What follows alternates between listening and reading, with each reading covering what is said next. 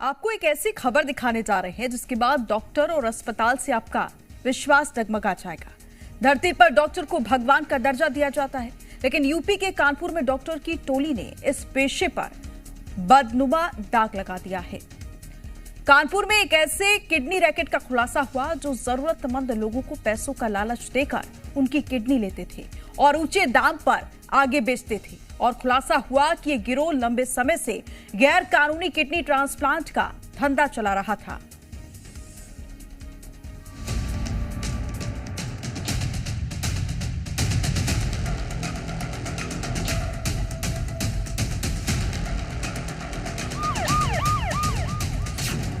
योगी force का वार kidney racket तार था। एक भी पेशेंट यहाँ पर आपको दिखाई नहीं पड़ेगा। हम आगे बढ़ के देखते हैं कि कुल 60 से 80 लाख रुपए की डील में यहाँ पर काम होता था। 60 लाख का झांसा 4 लाख में किया सौदा। कितना पैसा? 4 लाख। कानपुर के अस्पतालों में इंसानी जान के दुश्मन। अस्पताल नंबर 1, अस्पताल नंबर 2, अस्पताल नंबर 3। उत्तर प्रदेश के कानपुर में इंसानियत को शर्मसार करने वाले ये वो 3 बड़े अस्पताल हैं जहां जिंदगी बचाने के नाम पर मौत का सौदा किया जा रहा था। गैर कानूनी तरीके से किडनी की खरीद फरोख्त हो रही थी। पैसों का लालच देकर जिंदगी से खिलवाड़ हो रहा था। लेकिन योगी फोर्स के रडार से इंसानी जान के दुश्मन बच नहीं पाए। यूपी एसटीएफ, विजिलेंस और स्वास्थ्य विभाग ने ज्वाइंट रेड मारी और रेड में किडनी तस्करी के इस बड़े सिंडिकेट का पर्दाफाश हुआ।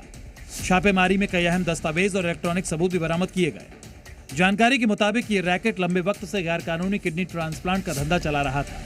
डॉक्टर यहाँ पर कोई नहीं है। लखनऊ और दिल्ली के डॉक्टर आते थे और ये गंदा धंधा इस अस्पताल में चलता था। इसके साथ ही प्रीति हॉस्पिटल यानी प्रिया हॉस्पिटल के साथ में मेडीलाइफ यहाँ पर ट्रांसप्लांट हुआ। उसके बाद में 2 पेशेंट डोनर को भी मेडीलाइफ में शिफ्ट किया गया और जिसको किडनी चाहिए थी उसको प्रिया हॉस्पिटल में शिफ्ट किया गया।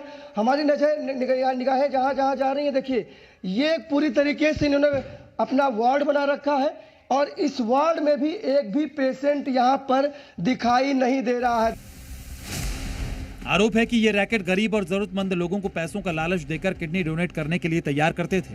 किडनी लेकर बाद में फर्जी दस्तावेजों के जरिए ट्रांसप्लांट कराया जाता और किडनी बेचने वालों से मोटी रकम वसूली जाती। जानकारी के मुताबिक गिरोह यूपी के अलग अलग हिस्सों से किडनी डोनर्स को झांसे में लेते, फिर लखनऊ से डॉक्टर बुलाकर कानपुर में अवैध ट्रांसप्लांट करवाते। किडनी रैकेट के डॉक्टर्स एक किडनी 60 लाख रुपए में बेचते थे और किडनी देने वालों को 8 से 9 लाख रुपए का लालच दिया जाता था, जबकि बाकी रकम दलालों और डॉक्टर्स के बीच बढ़ जाती थी।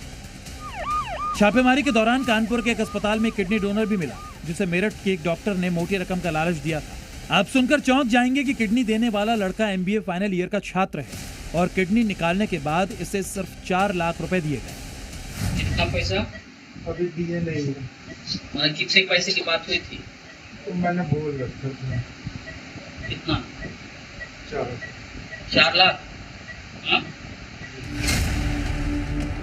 छापेमारी के बाद अस्पतालों में सन्नाटा है। डॉक्टर्स के नेम प्लेट दीवारों पर टंगे हैं, लेकिन कैबिन खाली है और स्टाफ हैरान परेशान।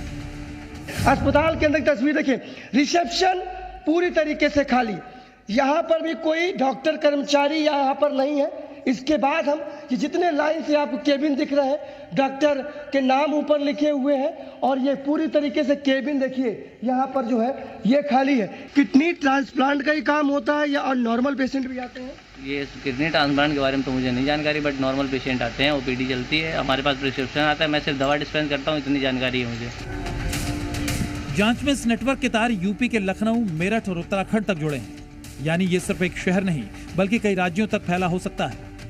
इस पूरे मामले में डॉक्टर समेत कई दलालों को हिरासत में लिया गया और अब स्वास्थ्य विभाग, STF और विजिलेंस की टीम्स हर एंगल से जांच में जुटी है। जहाँ डायलिसिस होता है उनको अपना टारगेट बनाते हैं और वहाँ पर पोटेंशियली जो रिसिपिएंट हैं उनके बारे में जानकारी इकट्ठा करते हैं।